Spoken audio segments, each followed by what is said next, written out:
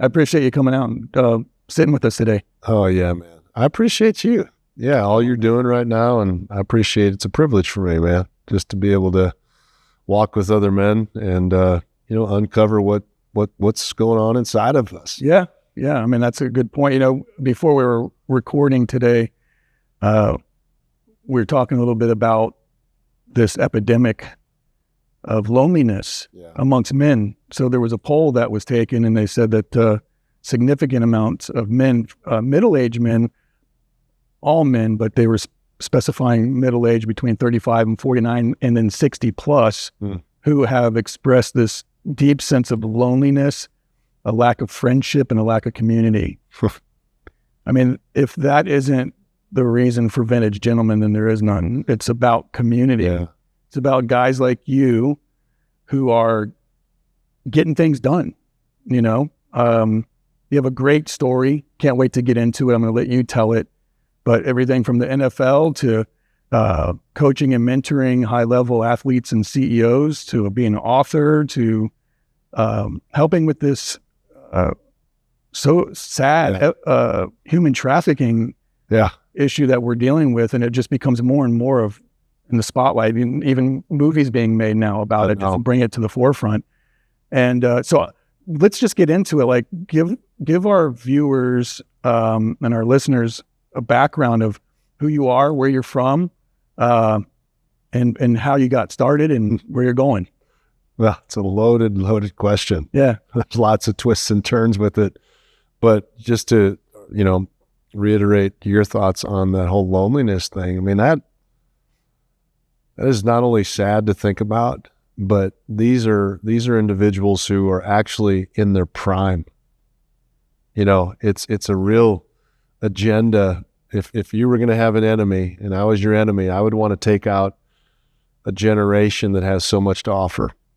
And to do that through the lens of loneliness, man. And I know the older I've gotten, I'm now 52, the older you do get, you realize your core relationships, man, you don't have a bunch of them. Yeah. And the ones you do have, man, you got to be real intentional about them. And so that's some of the things that I think it's important in this time of history, like helping men be really intentional about what matters most and not get consumed with what matters least. And so that's kind of my story, is one of overcoming, not only personal things that maybe happen to me, but then also self-inflicting things that we do to ourselves, right? Yeah. That put me on this pathway of, I thought I was just trying to escape getting off a farm. Grew up on a dairy farm in South Dakota, and I saw previous generations really struggle with the grind of being entrapped with these cycles, whether it's frustration, anger, just simply trying to provide. Really what it was kind of this survival mindset. And, that's pretty easy to internalize that when you're younger. You kind of grow up in it. You don't know you're growing up in it. And before you know it, you're like, man, I just want to survive. And I was like, no, there's got to be something more. And so that something more is what led me to go, I'm going to figure out a way to escape this. And that way was through athletics. I had an older brother who was an athlete, 3 years older. We had some really great battles.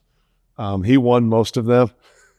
And so it was just, this whole pathway was, some of it was trying to escape, some of it was trying to achieve, some of it was trying to just break out. And it led me all the way to getting a scholarship in college. Met my wife there in college. We've now been married 29 years, 7 kids. That led to going to the NFL, which was a dream come true on so many different levels. But I always kind of had this little chip on my shoulder. I got overlooked. I was a smaller college guy. And then, man, when it counted most, things lined up. And it ended up having favor with the right people at the right time and got drafted in the second round by the Jaguars.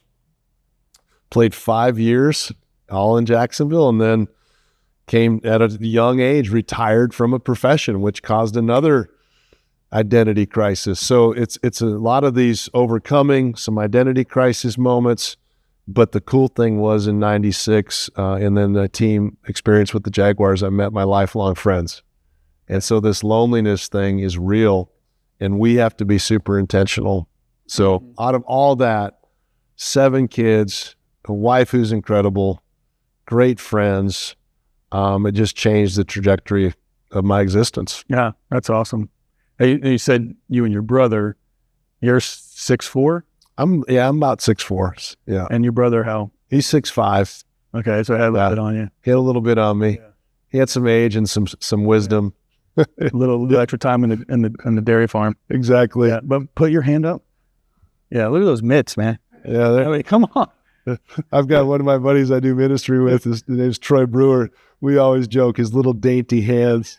We always put him up against. He's a little bit shorter too, so it's like Danny DeVito, and Schwarzenegger. Well, hands mean a lot in football. They do. They absolutely do. Yeah. So yeah, you got lifelong friends. You mentioned something to me yesterday. It was, I think, impactful. You just talked about your age in your 50s.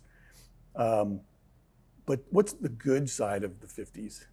You'd mentioned it yesterday. Yeah, the good side is there might be certain things in my life that I can no longer do as well. My brain may still think I could go compete on a field, but I can't. I wouldn't last to play.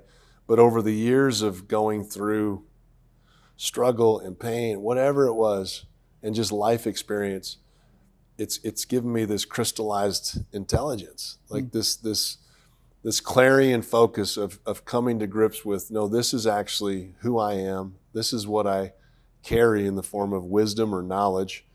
And then that's a great asset, because that's something that I can pass on to my own kids, but then also with those I'm helping mentor and lead and coach, I get to hopefully impart something to them that is it's not nebulous. It's very crystallized. And I think when you hit this age, there's so many things that have happened in your life that you now have solutions to very real complex problems. And even this morning, sharing with some of the men that we were sharing with, what we think is common knowledge to us is not normal to most people. Right. And so to become aware of that and have that crystallized, now that's something I can not package, but I can impart to others. And that's a real gift. And that is what's needed in this age, helping the other generations. Hey, listen, we're all going to have our giants, but if I can help my kids not have to face mine and train them to face theirs, man, that's a game changer. You did that last night. You were on the phone for a long time with your son. Yeah. Yeah. When my sons call, my job is to be available. Yeah. Right. And so, having gone through things that, especially in football, he's in football, he has an injury, he's battling through that. So I said, I told him, I was like, I hate that I know how this feels, but I know exactly what you're wrestling with. Yeah.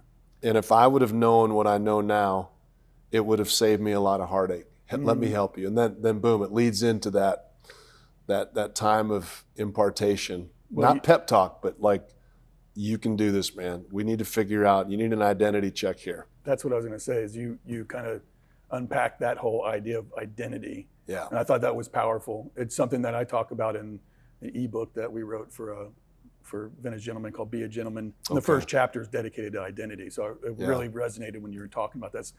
Tell me a little bit about that, even in context to your son, but also the broader picture of guys that you coach and mentor. Yeah, I mean, there's a saying that as a man is in his heart, as he thinks in his heart, as he fundamentally believes about himself, he is that. Mm-hmm. Meaning, what he perceives about himself is what he's going to project. And so the identity is that true north, that compass that if we're tethered to the right identity and not putting our identity in what we do, but in who we actually are. And where do we gain those opinions? I know in my life, I have to get in agreement with kind of how God sees me. Like he has an opinion of me, and his opinion of me is way better than my opinion of myself. And so learning how to come to grips with an accurate depiction of who we actually are, not through what we did do or didn't do, not through a function or our performance, but who have we been made to be? but not just made to be now. Who are we actually becoming? And that's a big deal. So like with my son, I'm like, dude, if a coach can dictate how you feel emotionally about yourself, then there's an identity thing going on here, man. You're my son. And I said, you're the son of the Father too. You know, God's your father. And so he says you're a son. Let's start there. What does that mean? And are you accepted? Are you loved based upon nothing you do? Absolutely. That's a reset for most people because we're trained in our culture, especially my football world. If you perform, you make it. If you don't, you're going to get cut, and there's 5 guys just as good as you. So, you know, it's so competitive in our world. There's got to be this thing we can have in our own lives and help others go, no, listen, your identity is not based upon your performance. It's got to be based on something vertical, you know, because our horizontal culture tries to define us, but there's got to be something that we line up with, a true north. And if there's not that true north, it's just difficult. Yeah, that's great. So when you're coaching and mentoring these athletes and CEOs, what do you find to be the common thread or the common story amongst everyone who comes to you and says, hey, man, I need help? The biggest adjustment I find when we're working together is getting to the place where they've been achieving most of their life. Some of the best leaders on the planet, even their dysfunction serve them well. You know, my dysfunction, anger at middle linebacker, man, that got me a lot of places, dude. And so it's helping them get to this place of going, is there a way to live from being loved instead of trying to get loved? It's that shift of, I've got everything provided, I'm already blessed, so how do I live from that instead of trying to always get it? And that's a big shift because I'm already accepted. What do you mean? There's got to be that thing that goes, I'm already acceptable, therefore I'm going to do acceptable things. Yeah. And most people don't feel like they're acceptable, so guess what? They don't behave in ways that fit what they believe about themselves, or they behave in ways that do fit. If I don't measure up, then there's a standard that I'm living up to, and it's usually the wrong one. Yeah. So it's that, it is the identity crisis, but it's more from the acceptance that I'm beloved and I'm affirmed and I'm not just broken. Yeah. You know, that's a big leap for most guys because their brokenness has gotten them a lot of success, and that's a tough reality. Absolutely. Well, it's tough for guys too to talk in terms of love. You know, I mean, I couldn't stand culture. it, dude. I don't know about you. I mean, when I started getting in touch with this stuff, it was icky. Man, I didn't like how it made me feel because vulnerability for a dude is scary. Vulnerability and then empathy. I mean, those are like 2 hard things. Yeah. Because we're fixers. Yeah. Just bring me your problem. I'll help you fix it. Yeah. Instead of leaning in and going, you know, I'm not maybe designed to fix this for you. Maybe I'm designed to ask you questions to help you. You know, you either metabolize hurt and pain well, or it metastasizes, right? It's like we got to help guys metabolize their hurt and their pain, and it's not in a weak way. It's very manly to be able to process through the right lens. Yeah, absolutely. Yeah. Identity and purpose go hand in hand. Yeah. You can't have purpose without identity. And I found that in my own life because I had an identity, but like a lot of men, it was wrapped up in who, you know, the things I did and how I saw myself.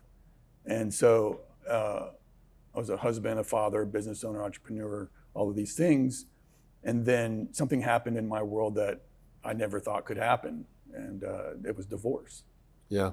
And that upended everything for me. Of course. And my identity was all of a sudden gone, but I wasn't even thinking in these terms, so I had no idea how to contextualize that. Yeah. Like this wasn't part of the plan. Yeah. What happened?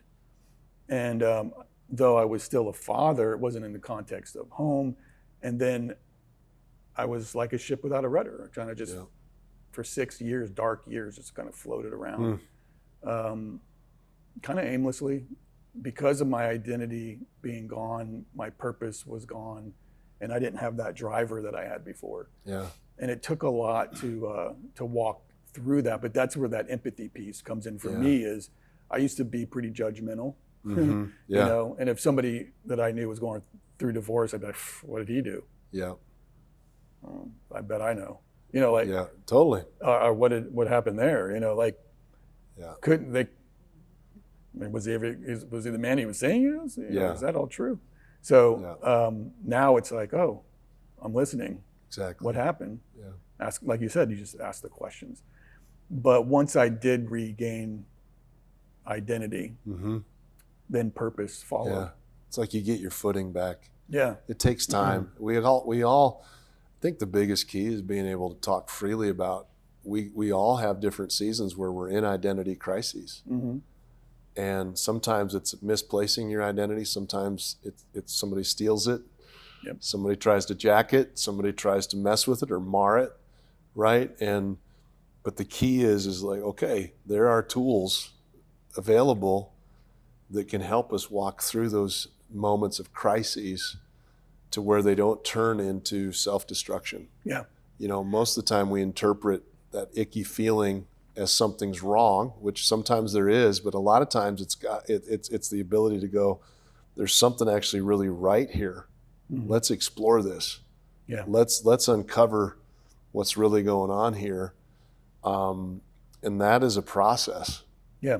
And I think it's important people understand too, you can lose your identity multiple times. I was in my 40s. Yes. So you would think, well, that guy knows who he is by now. But when something traumatic happens, it can affect you. And maybe somebody's not gone through a divorce, but some other trauma in their life, some kind of loss or something that happens where they maybe lose their identity and maybe they don't even realize it. They just know that they're not functioning exactly at the top of their game like they used to, and maybe they can't figure it out. But I think that's the piece that you tied those two. It's identity. I think you used the word speaks into your purpose when we were talking about, right? And that I use the word impact. I think identity is directly linked to our ability to impact the way we were meant to impact, right? Which is impact comes from that purpose. And how do we make immediate impact in those closest to us, but then long range, big picture, how do we multiply that impact? And I think the more we can help men uncover their true identity, like with my son, just the reaffirming, your son first to me. Because I played in the NFL, dude. You think there's inbuilt pressure, right? He's already got this thought, I want to make it to the highest level. And I've let him know, like, that's less than 1% of humanity gets to do that. And the only way I did was a lot of things falling into place at the right times. And it can happen for you, but we can't build our life on the exception. We have to build our life on what is true. You know, I use the words, there's a difference between what's true and what's truth. It may be true right now you're injured. I told him this, but the truth is you're a son. It may be true that you're losing this spot on the depth chart, but in my depth chart, you're at the very top.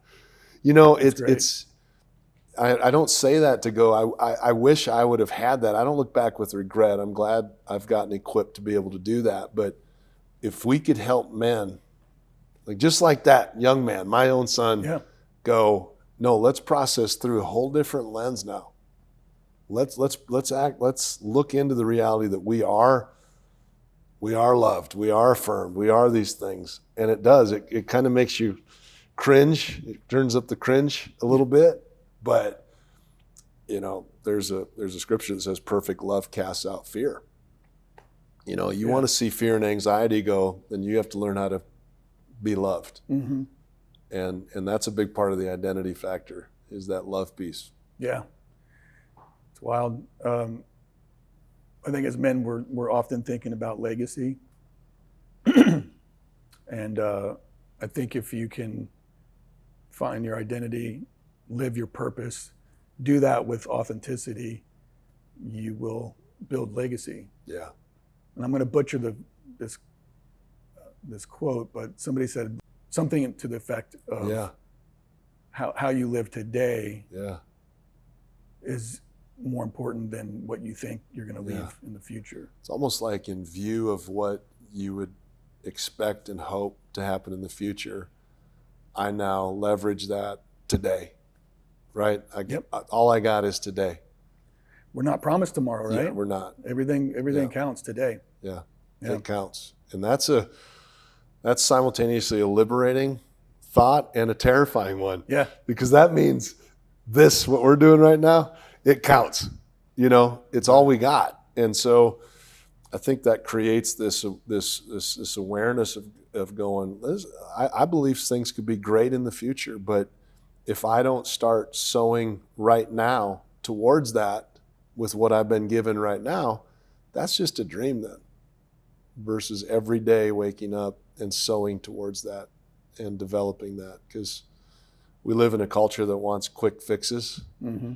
And this stuff is usually not a quick fix.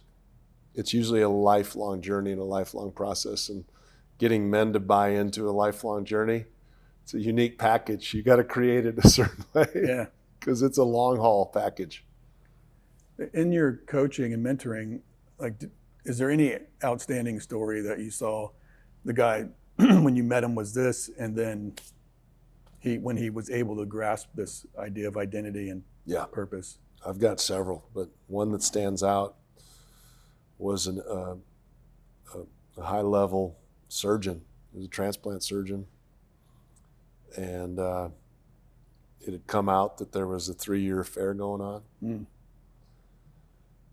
And I'd heard through the grapevine there was some suicidal thoughts going on, and da-da-da. So,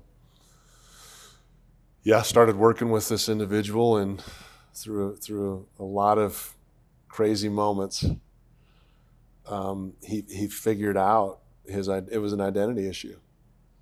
His acting out wasn't just because he wanted to act out.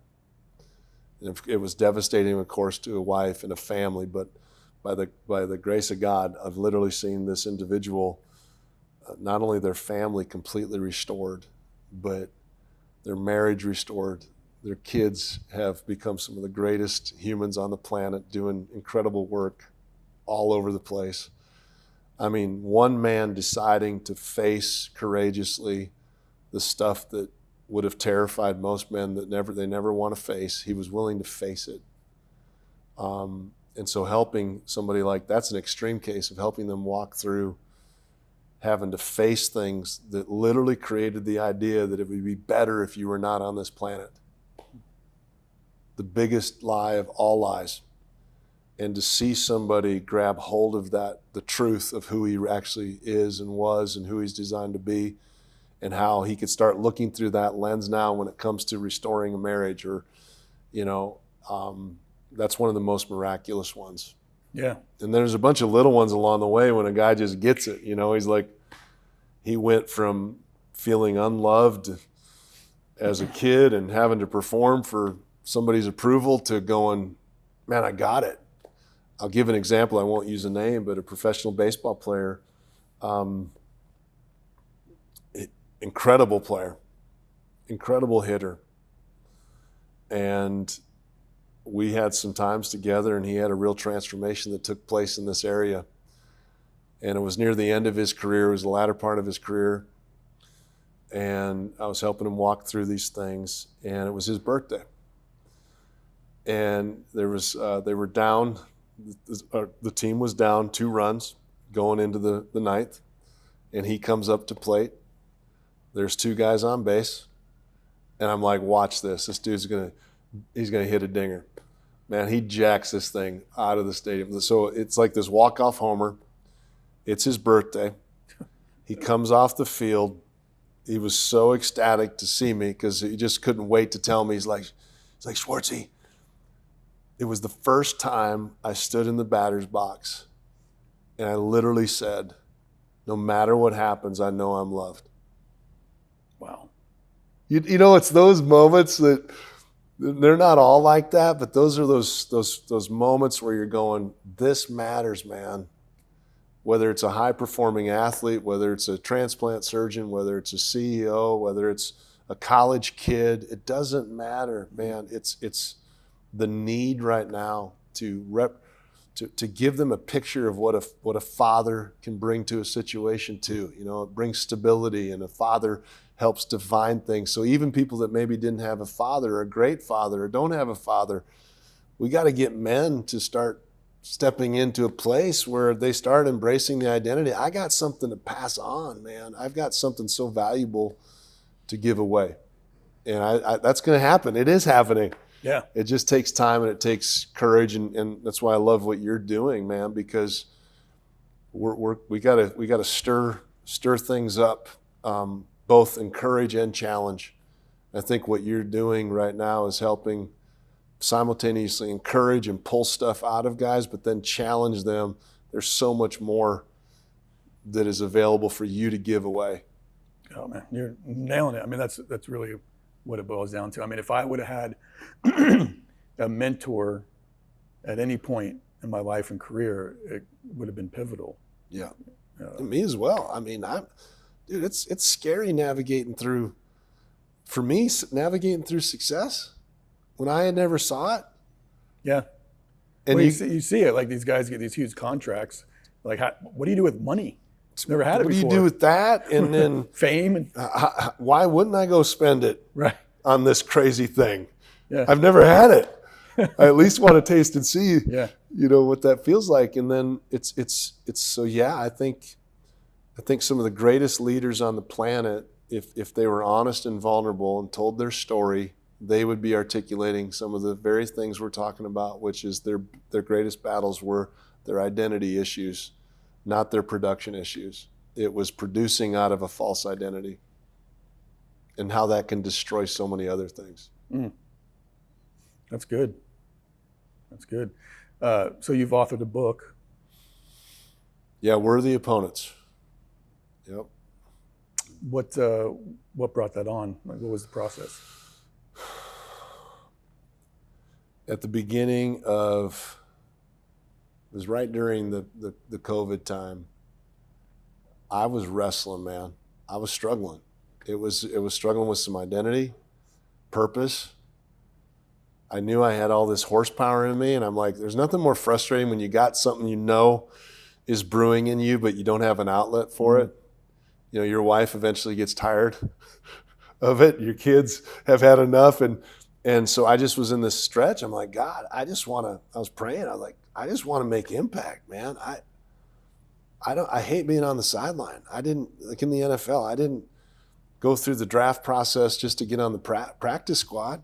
I wanted to get on the active roster. So I'm in a season where I'm like, I want to make impact. I want to help dudes. I want to help families. I want to help. And I'd pastored and I'd done different things, and so I was flying to Texas on a trip. I was going to go speak at a buddy's church, and I was reading in the scriptures in Judges chapter 3, and it was a time in Israel's history where Joshua had led this whole generation into a promise, right? He'd gotten this promise, and he led them there, and God did these miracles, and they got the promise. And then there was another generation, it says, that remained, but they didn't know how to fight. And I was in turbulence, literally on the plane. I was in turbulence. And I was also in turbulence in my life. And this thing hit me. And it was, whoa. God leaving worthy opponents for us to face is not him rejecting us. Like, going through tough stuff that everybody has to go through is not being rejected. It's actually a means of equipping and training. He left 5 worthy nations for his kids that didn't know how to fight, had never experienced war in a certain way. And so that moment sparked the idea of the power of a worthy opponent.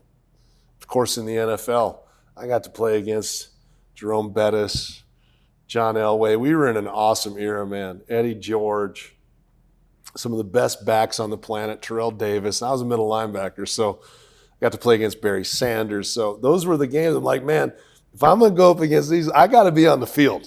So I made sure, you're healthy, you're available, you're on the active roster, all those types of things.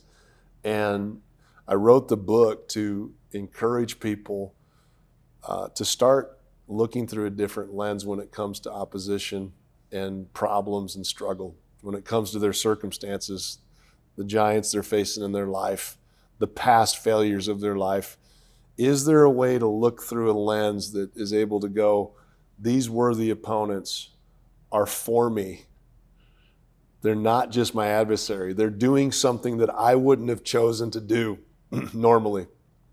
And if we can help people think correctly about the opposition they're facing, again, identity is a big deal.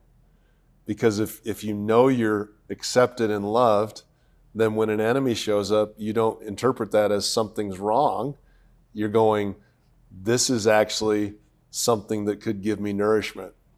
And helping people reframe problems and issues and their own sin issues and their own struggles and their own, reframe that in a whole different light. That's great. And give them some tools that help equip them to do that. But a big chunk of the book is walking through the identity factor. Yeah. And then if you can think well about those things, then you can look at the opposition in your life and the current struggles we're having in our world right now, whether it's economic, whether it's familial, whatever it is, there is a way to look at it that brings a solution. And so let's not run. Let's run into battle. Run into it. Yeah. Lean in. As we're wrapping up here, I want to get your thoughts on human trafficking. I mean, how did you get into working with someone who's dealing with this human trafficking issue? And then what do you see as far as statistics, and then also how can people get involved? Yeah. Got a great friend. His name's Troy Brewer. And I've known him for several years. I would come in and out. He's got a ministry, but his story is phenomenal. Basically, for the last 30 years, he, his wife, and his family, when nobody was looking, when nobody was watching, they saw the value of the least of these, those that we would consider the cast-offs. And it led them on these journeys of literally themselves rescuing kids out of the most horrific situations, which I won't go into the details of it, but everything from the sex trafficking side of it to the just straight up abandonment. You know, there are certain places on the planet that if you don't have provision or mom dies in childbirth, or you just take the kid out to the jungle and you just abandon them, or you take them to a trash heap or a latrine. I mean, he's got stories of, so I'd heard about all this with Troy, and the beginning of this year, 2024, something shifted in kind of my heart. I'm like, I'm supposed to get involved in something of this arena. And we reached out to each other, and he's like, hey, why don't you come work with me? And I was like, okay, I shared this morning, like with some of the men, like I have got an inbuilt yes. If he's got an assignment, if God's got the assignment for me, I got a yes for him. And so it was just a yes. And so since then, went to Mexico, Uganda.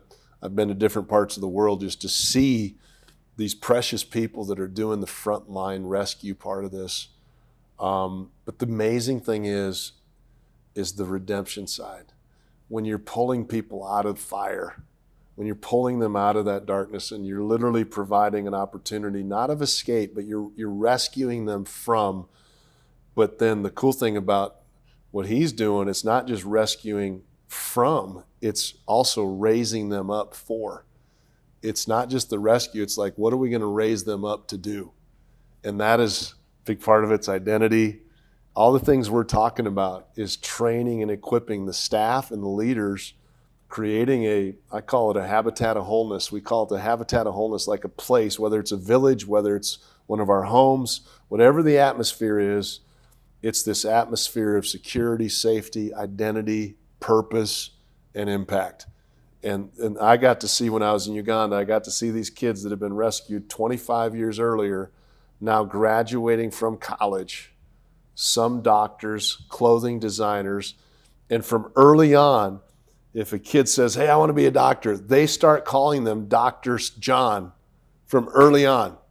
like Give an identity. speaking identity. And so those are just a few little aspects, but to be a part of helping undo the works of darkness, we want to do that. But then it's not about the darkness. It's about what are we bringing them into? What are we saving them from? And then what are we saving them to? What's their purpose? And so to get involved with, like I know with us, it would be to go into TroyBrewerMinistries.com, ODX TV. We can probably put all that stuff up on the screen. If people want to maybe go on a trip, we would make sure it's a trip that's appropriate. You know, we've got security teams. We make sure everything's top notch. And Troy and Leanna Brewer, that's his wife, and their whole family. It's a family affair. I mean, this dude remortgaged his house, I think, 9 times. He's done it when there was no money. He's the real deal. And that's what made me want to go on staff, is like, I don't have time. It's like that narrowed focus of relationships. It's lonely. I want to run with guys that it's real and authentic, and it's not about the raising of a dime. It's about the raising of a generation. And that's been really cool for me to walk these several months seeing the impact. And we're starting to hit a different stride. And things are being provided for in a different way, which means for him, he's a yes guy. So it's like, if there's more coming in, we're going to say yes to a lot more.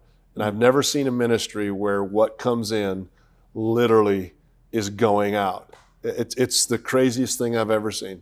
You'd have to experience it, but what they've done over all these years in faith and just trusting in nobody else other than the Lord has been incredible.